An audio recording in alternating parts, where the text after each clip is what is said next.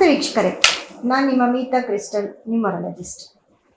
ನೋಡಿ, ಡಿಸೆಂಬರ್ ತಿಂಗಳು ಅಂದರೆ ವರ್ಷದ ಕೊನೆಯ ತಿಂಗಳು ಡಿಸೆಂಬರ್ ತಿಂಗಳಾಗಿರುತ್ತೆ.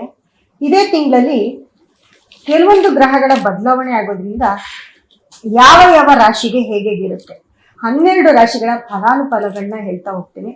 ಮತ್ತೆ ಅದಕ್ಕೆ ನೀವು ಯಾವ ರೀತಿ ಪರಿಹಾರ ಮಾಡ್ಕೊಳ್ಬೇಕು ಅನ್ನೋದು ಕೂಡ ಹೇಳ್ತಾ ಹೋಗ್ತೀನಿ.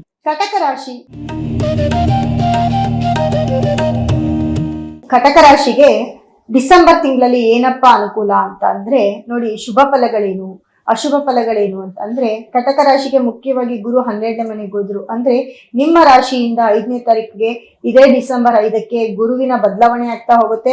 12ನೇ ಮನೆಯಲ್ಲಿ ಗುರು ಹೋಗಿರೋದ್ರಿಂದ ಎಲ್ಲ ಒಂದ್ ಕಡೆ ಕೆಲಸ ಕಾರ್ಯಗಳು ಸ್ಟಕ್ ಆಗಿರುತ್ತೆ. ಬಂದಾಗ ಒಂಥರ ಅಂದ್ರೆ ಹಿಂದಕ್ಕೆ ಹೋದಾಗ ಒಂಥರ ಪ್ರಾಬ್ಲಮ್ ಆಗಿರುತ್ತೆ. ಮತ್ತೆ ವಿದ್ಯಾಭ್ಯಾಸಕ್ಕೆ ಏನು ತೊಂದರೆ ಇಲ್ಲ, ವಿದ್ಯಾಭ್ಯಾಸದಲ್ಲಿ ನೀವು ತುಂಬಾ ಚೆನ್ನಾಗಿರ್ತೀರಾ. ವಿದ್ಯಾಭ್ಯಾಸ ಕಟಕ ರಾಶಿಯ ಯಾರ್ಯಾರೆಲ್ಲ ಸ್ಟೂಡೆಂಟ್ಸ್ ಇದ್ರೆ ಅವ್ರಿಗೆ ತುಂಬಾ ಒಳ್ಳೇದಾಗುತ್ತೆ. ಮತ್ತೆ ನೋಡಿ, ಎರಡನೇ ಮನೆಯಲ್ಲಿ ಕೇತು, ಎರಡನೇ ಮನೆಯ ಅಧಿಪತಿ ಸೂರ್ಯ ಬಂದು ನಿಮ್ಗೆ 25ನೇ ತಾರೀಕುವರೆಗೂ ನಿಮ್ಗೆ ವೃಶ್ಚಿಕ ರಾಶಿಯಲ್ಲಿ ಇರ್ತಾರೆ. 25ನೇ ತಾರೀಕಿನ ನಂತರ ನಿಮ್ಗೆ ಧನಸ್ಸು ರಾಶಿಗೆ ಬರ್ತಾರೆ. ಧನಸ್ಸು ರಾಶಿಗೆ ಸೂರ್ಯ ಬರೋದ್ರಿಂದ ಜೊತೆಗೆ ನೋಡಿ, ನಿಮ್ಮ ಒಂದು ಕಟಕ ರಾಶಿಯ 10ನೇ ಮನೆ ಅಂತಂದ್ರೆ 11ನೇ ಮನೆ ಶುಕ್ರ, ಕಟಕ ರಾಶಿಯ 11ನೇ ಮನೆ ಅಧಿಪತಿ ಶುಕ್ರ, ಮತ್ತೆ 10ನೇ ಮನೆ ಅಧಿಪತಿ ಕುಜ, ಅದೇ ರೀತಿ ನಿಮ್ಮ ಧನಾಧಿಪತಿ ಸೂರ್ಯ, ಮತ್ತೆ 11ನೇ ಮನೆ ಅಧಿಪತಿ ಮತ್ತೆ 3ನೇ ಮನೆ ಅಧಿಪತಿ ಬುಧ, ಇವ್ರು ಇಷ್ಟೂ ಜನ ಕೂಡ ಒಂದೇ ಮನೇಲಿ ಇರೋದ್ರಿಂದ ಎಲ್ಲೋ ಒಂದ್ ಕಡೆ ನಿಮ್ಗೆ ಅದು 5ನೇ ಮನೇಲಿ ಇರೋದ್ರಿಂದ ಪೂರ್ವ ಪುಣ್ಯ ಜಾಸ್ತಿ ಆಗ್ತಾ ಹೋಗುತ್ತೆ. ಅದು ಯಾವಾಗ 25ನೇ ತಾರೀಕುವರೆಗೂ ನಿಮ್ ಟೈಮ್ ಚೆನ್ನಾಗಿದೆ ಅಂತ ಹೇಳ್ಬೋದು. ಆದ್ರೆ 25ರ ನಂತರ ನಿಮ್ಗೆ 6ನೇ ಮನೆಗೆ ಈ 4 ಗ್ರಹಗಳು ಬರೋದ್ರಿಂದ ಕಟಕ ರಾಶಿಯವರಿಗೆ ತುಂಬಾ ತೊಂದರೆ ಮೇಲೆ ತೊಂದರೆ. ಆಲ್ರೆಡಿ ಕಟಕ ರಾಶಿಯವರು ತೊಂದರೆನ ಅನುಭವಿಸ್ತಾ ಇದ್ದೀರಾ. ಅದೇ ರೀತಿ ಗುರುವಿನ ಬದಲಾವಣೆ ಆದ್ಮೇಲೆ ಮತ್ತಷ್ಟು ತೊಂದರೆಗಳು ಸ್ಟಾರ್ಟ್ ಆಗುತ್ತೆ.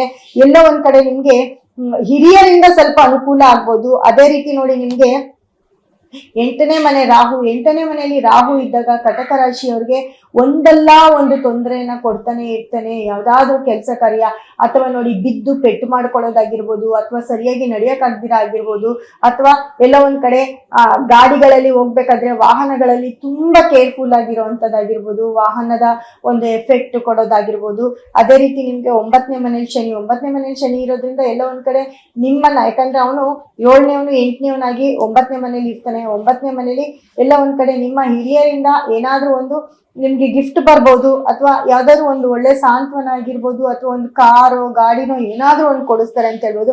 ಅದು ಬಿಟ್ಟು ನಿಮ್ಗೆ ಈ ಒಂದು 25ರ ನಂತರ ತುಂಬಾ ಕಷ್ಟಕ್ಕೆ ಸಿಕ್ಕಾಕೊಳ್ಬೇಕಾಗುತ್ತೆ ಕಟಕ ರಾಶಿಯವರು. ಯಾಕಂದ್ರೆ ನಿಮ್ಗೆ ಮುಖ್ಯವಾಗಿ ಏನಪ್ಪಾ ಅಂತಂದ್ರೆ ನೋಡಿ, ನಿಮ್ಗೆ ಗುರುವಿನ ಒಂದು ಅನುಗ್ರಹನೂ ಇಲ್ಲ. ಯಾಕಂದ್ರೆ ಗುರು 12ನೇ ಮನೆಗೆ ಹೋಗಿರ್ತಾರೆ. ಜೊತೆಗೆ ನಿಮ್ಗೆ 2ನೇ ಮನೆ ಸೂರ್ಯ ಇವಾಗ ನಿಮ್ಗೆ 5ನೇ ಮನೇಲಿ ಇರ್ತಾರೆ. ಅಲ್ಲಿ ಎಲ್ಲ ಒಂದ್ ಕಡೆ ನಿಮ್ಮ ಕೆಲಸ ಕಾರ್ಯದಲ್ಲಿ ಸ್ವಲ್ಪ ಹೆಲ್ಪ್ ಮಾಡ್ಬೋದು. ಅದಾದ ನಂತರ 25ರ ನಂತರ ನಿಮ್ಗೂ ತುಂಬಾ ಟೈಮ್ ಕೆಟ್ಟಿರುತ್ತೆ. ಹಾಗಾಗಿ ಡಿಸೆಂಬರ್ ತಿಂಗಳಲ್ಲಿ ಎಷ್ಟು ಬೇಕೋ ಅಷ್ಟನ್ನೇ ನೀವು ಮಾಡ್ಕೊಳ್ತಾ ಹೋಗ್ಬೇಕು.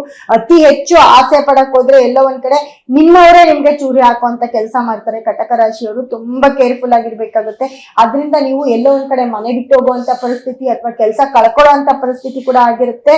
ಕಟಕ ರಾಶಿಯವರು ತುಂಬಾ ಜೋಪಾನವಾಗಿರಿ. ಜೊತೆಗೆ ಏನಪ್ಪಾ ಅಂತಂದ್ರೆ, ಕಟಕ ರಾಶಿಯವರು ಅತಿ ಹೆಚ್ಚು ನೋಡಿ, ನೀವು ಮುಖ್ಯವಾಗಿ ನೀವು ಸೂರ್ಯನಿಗೆ ಸಂಬಂಧಪಟ್ಟಂತಹ ಒಂದು ಟೆಂಪಲ್ ಆಗಿರ್ಬೋದು, ಅಥವಾ ವಿಷ್ಣುವಿನ ಟೆಂಪಲ್, ಮಹಾವಿಷ್ಣುವಿನ ಟೆಂಪಲ್, ಅಥವಾ ಶಿವನ ಒಂದು ಶಿವನ ಟೆಂಪಲ್ಗೆ ನೀವು ಹೋಗ್ತಾ ಬರ್ತಾ. ಯಾಕಂದ್ರೆ ನಿಮ್ಗೆ ರಾಹು ಕೂಡ 8ನೇ ಮನೇಲಿ ಇರೋದ್ರಿಂದ ಶಿವನ ಟೆಂಪಲ್ಗೆ ಹೋಗಿ ನೀವು ಹಾಲನ್ನ ಕೊಡೋದು, ಅಭಿಷೇಕ ಮಾಡೋದು, ಅಭಿಷೇಕನ ಕುತ್ಕೊಂಡು ನೋಡೋದು, ಅದು ನಿಮ್ಗೆಲ್ಲ ಒಂದ್ ಕಡೆ ತುಂಬಾ ಪಾಸಿಟಿವ್ ಕೊಡುತ್ತೆ. ಈ ರೀತಿ ಮಾಡ್ತಾ ಹೋದ್ರೆ ತುಂಬಾ ಒಳ್ಳೇದಾಗುತ್ತೆ. ಕಟಕ ರಾಶಿಯವರು ಒಟ್ಟಾರೆ ಡಿಸೆಂಬರ್ ತಿಂಗಳು 50% ಪಾಸಿಟಿವ್, 50% ನೆಗೆಟಿವ್ ಅಲ್ಲಿ ಇರ್ತೀರಾ. ಹಾಗಾಗಿ ತುಂಬಾ ಕೇರ್ಫುಲ್ ಆಗಿರ್ಬೇಕು ಅಂತ ಹೇಳ್ತಾ ಮುಂದಿನ ರಾಶಿ ಬಗ್ಗೆ ಮಾತಾಡೋಣ.